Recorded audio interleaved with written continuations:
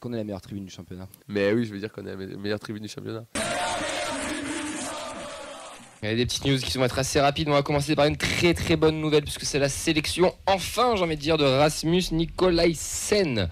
Clément, je me retourne vers toi. Très heureux. Bah ouais. Très très heureux. Il était temps. Après, bon, c'est vrai que c'était pas le poste auquel ils étaient le plus embêtés au Danemark, les défenseurs centraux, mais ça fait plaisir et c'est le travail qui est récompensé de ce super joueur. Donc très bien. Non, égoïstement, j'espère qu'il sera pas trop en vue quand même.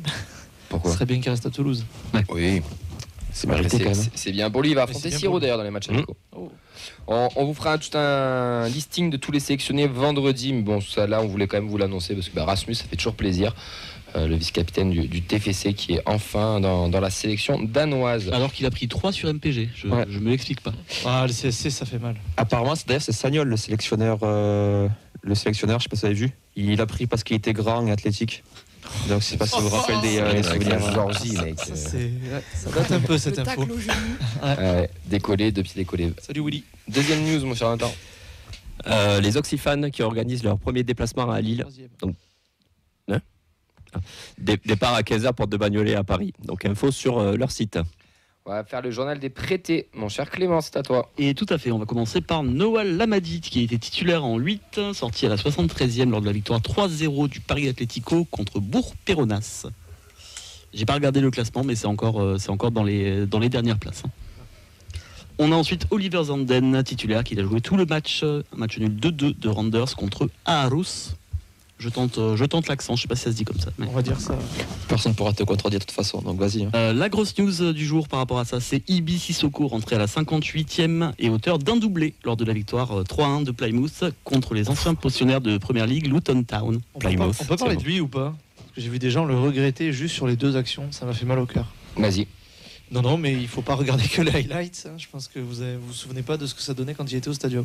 Bah, tu sais que les highlights, René est en équipe de France. Oui, je sais, ça me gonfle, mais c'est pas le football que j'aime. Et du coup, voilà, son club de Plymouth est 16e et Rooney a pris 30 ans dans la gueule. Est-ce que ça a un rapport avec Sissoko ? Je sais pas, mais voilà, c'est le cas. On a ensuite Saïd Amoulic, décidément la malédiction se poursuit. Il était titulaire en Coupe de Pologne parce qu'il joue pas en championnat. Et il est sorti sans marquer à la 61e.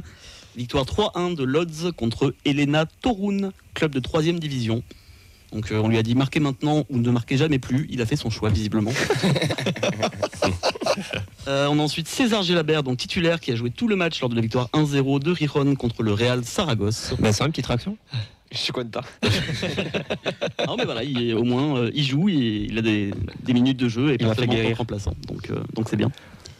Et enfin on a Hog, je ne prononce pas le prénom parce que je me loupe à chaque Chotel. fois.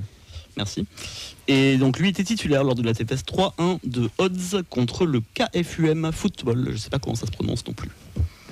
Et bien merci mon cher Clément Eh ben, je t'en prie, pour chapeau, je tous t'en les prie. prêtés. On va faire la préformation maintenant, on va enchaîner. On va remercier la Fabrique Violette, toujours d'actualité sur les jeunes. Je vous conseille d'ailleurs leur Instagram, ça s'appelle la Fabrique Violette. Les 14 ont gagné 2-0 à Hoche, les 15 ont battu 5-1. Fija Capdenac et les 16 ont gagné 4-3 contre l'Union Saint-Jean. Passé à l'académie, les féminines, mon cher Nathan, la N3. Ouais, pas de match ce week-end en raison du 4e tour de Coupe de France. Les U19, ils ont fait match nul 1-1 contre le MHSC, avec pas mal de pros et un but de Métali. Donc, voir résumé Mehdi. Donc, Mehdi, si tu nous écoutes, envoie-nous son résumé. Le TFC donc, est 4e à 3 points du second. Donc, l'équipe dont je ne prononcerai pas le nom. Dans le MHSC, bien entendu.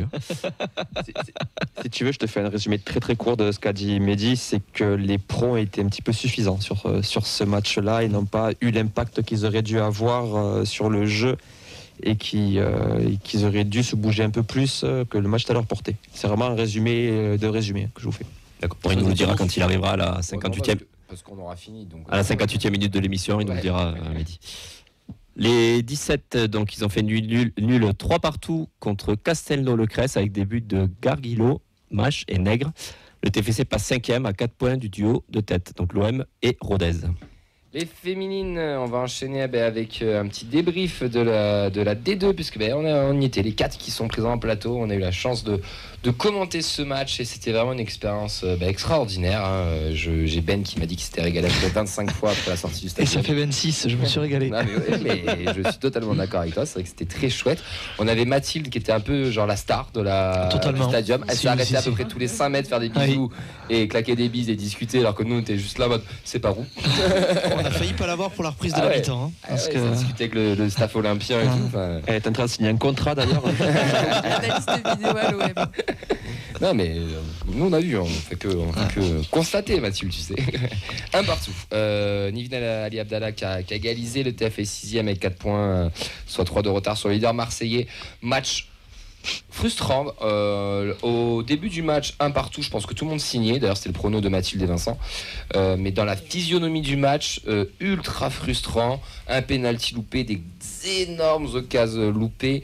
Un carton rouge aussi pour Marseille qui a un peu pourri le jeu. Enfin, vous avez pensé quoi de ce match ? Écoute, moi franchement, je m'attendais pas à une telle réponse de Toulouse face à Marseille. Parce que de ce que j'avais compris, qu'à Marseille était quand même bien meilleur. Tu fais une bonne entame de jeu, tu obtiens ce penalty que tu rates, mais on en parlait sur le live. Il y a eu beaucoup de temps entre la faute et le moment du tir, et je pense que ça joue beaucoup. Ensuite, tu prends ce but de cette attaquante qui nous a fait chier tout le match, qui était incroyable. Franchement, on n'a pas arrêté de le dire, mais c'est toi qui nous l'avais dit, mais le dos au jeu, elle a été infernale. Et ensuite, ce carton rouge qui te coupe un peu les jambes, t'arrives pas, tu te paniques, tu te jettes un peu vers l'avant, t'arrives pas à retrouver cette construction. On n'a pas arrêté de le dire, et puis au moment où on a dit il faudrait vraiment se poser, belle passe en profondeur, centre, un petit cafouillage dans la surface et belle frappe, petit fil opposé. Donc le 1 partout était au moins le minimum, je trouve. Ouais, non, je suis d'accord. L'OM, on a été, je pense, un peu déçus. C'est quand même censé être l'équipe favorite du championnat. On s'attendait peut-être à une production de jeu plus importante. Beaucoup de jeux directs sur Mama Diop parce que c'est sa qualité première. Elle te cale la défenseur dans le dos. Mais je trouve que Lou Jumer l'a très bien prise. Même si elle était souvent un contre un, ils n'ont pas forcément fait une prise à 2 sur elle. Je m'y attendais un peu plus. Après, on a eu un manque d'efficacité en première mi-temps. Le rouge, c'est là qu'on voit peut-être le manque d'expérience un peu de l'équipe, dans le sens où après le rouge, on aurait dû se calmer et continuer d'accentuer ce qu'on faisait de bien, c'est-à-dire poser le jeu, trouver Solané, Atamagno, Altunkola entre les lignes. Et on s'est un peu précipité, je trouve. Et voilà, on a été quand même récompensé par ce but de Nivine et je suis contente pour elle parce que c'est une ancienne Marseillaise qui plante contre l'OM, donc c'est cool. Et voilà, on aurait pu même remporter le match à la fin avec le face-à-face de Sonia Rumiga, 90 plus 2 ou 3. Oui. Et la gardienne Verdier sort bien dans ses pieds. Et c'est dommage, mais 1-1, oui, comme on disait, si 1-1 avant le match, on signait. Parce qu'un point contre Marseille, pas beaucoup de monde prendront ce point.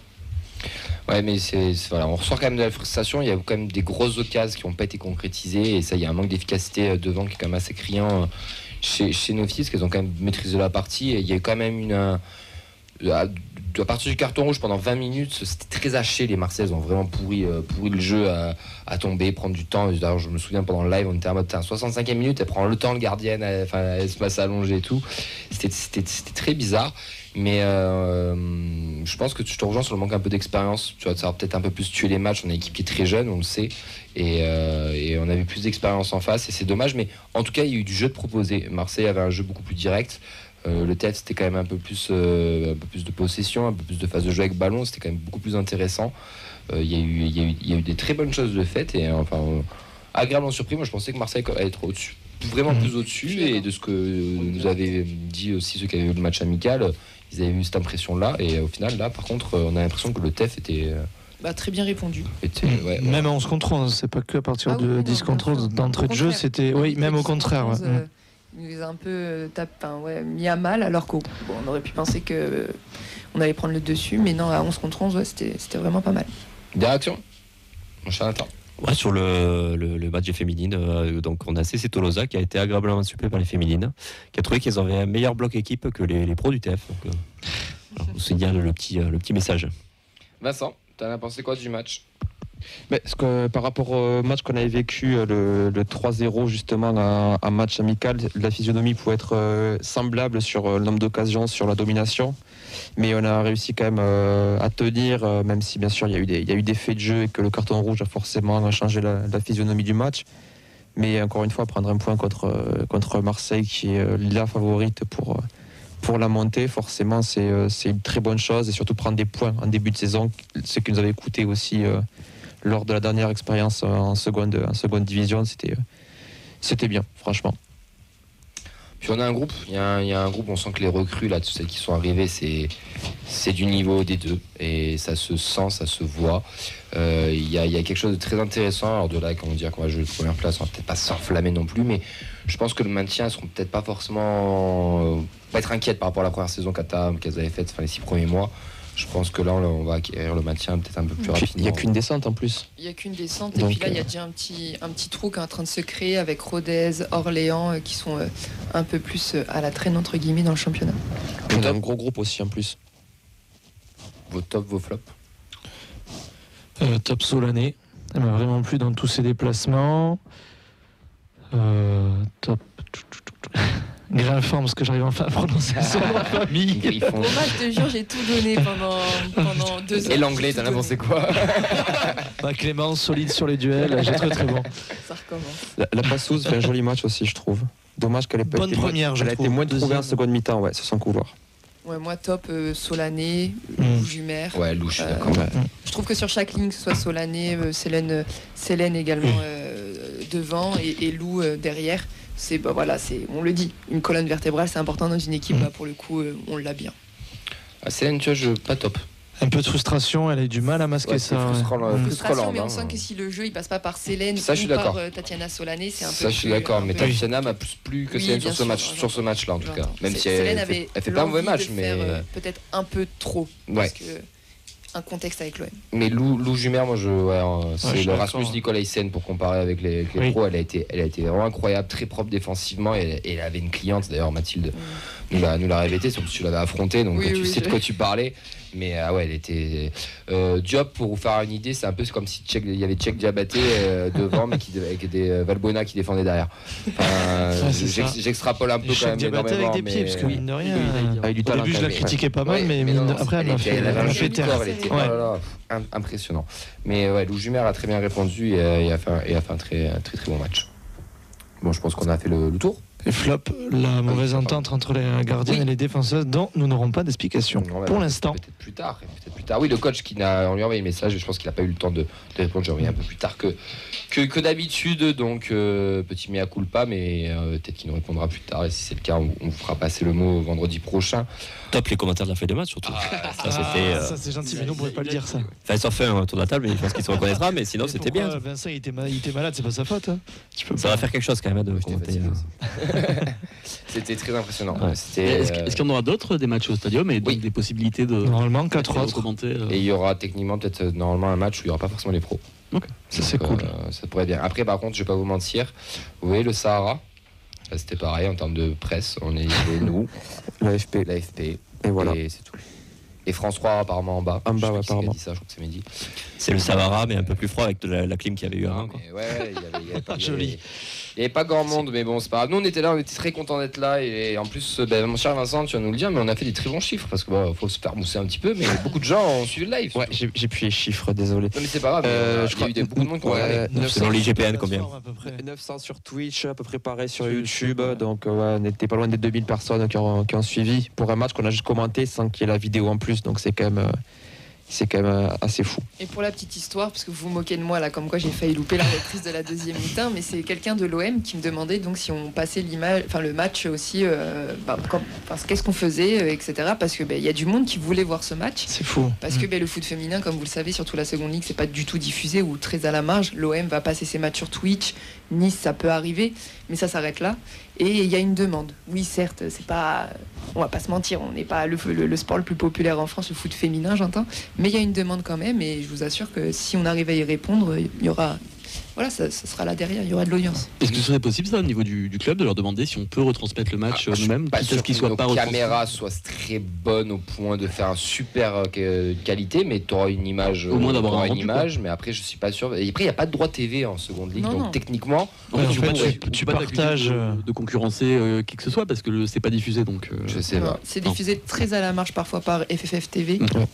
La saison passée, moi j'ai eu un match, le match de fin de saison Nantes-Albi, parce que Nantes jouait la montée en D1 avec Marseille, le duel à distance. Mais oui, ça reste très à la marge. Ouais, ben, je sais pas, ce sera demandé, mais après je suis pas sûr que nos caméras soient faites pour. Ouais, mais pourquoi pourquoi pas pas, avoir une image, t'auras une image, t'auras moins Non, quelque chose. Pourquoi pas aussi un partenariat avec une des étudiants ou quoi, hein. On avait déjà fait ça à une époque, je sais pas si tu te rappelles Camille. Ouais. Qu'on a commenté un Bon, match après, de R1 je crois. C'est aussi au TEF, peut-être. On aurait bien sorti le péno, mais il n'a pas été marqué. Mais Ouais, on l'avait ouais. filmé. On Mais l'avait bientôt filmé. la sortie en tout cas. Ils sont plus creux que nous quoi. Exactement. Mais voilà, moi j'ai juste un message à passer à Fred. Fred, tu pensais être connu, ben viens voir Mathilde avec les féminines, tu verras que t'es vraiment un inconnu à côté. Ça lui fait mal au cœur, le pauvre. On va enchaîner sur ça puisqu'on va voir la rentrée de Mehdi. On va finir sur la R1. Mon cher Nathan, je te laisse annoncer les résultats. Ouais, donc large victoire 8-2 à Canet-en-Roussillon avec un doublé de Chayeb et Messaoudi et des buts de Legrand, Ponce, Clossé et Dos Santos. TFC est 4e à 3 points du duo de tête, donc l'ASPTT Montpellier et Jacou Clapier. Les 19, donc défaite 4-1 à Bourg-Péronas, but de Léa Ferron. Pour le moment, elles sont 5e sur 6, mais les 4 dernières comptent 3 points.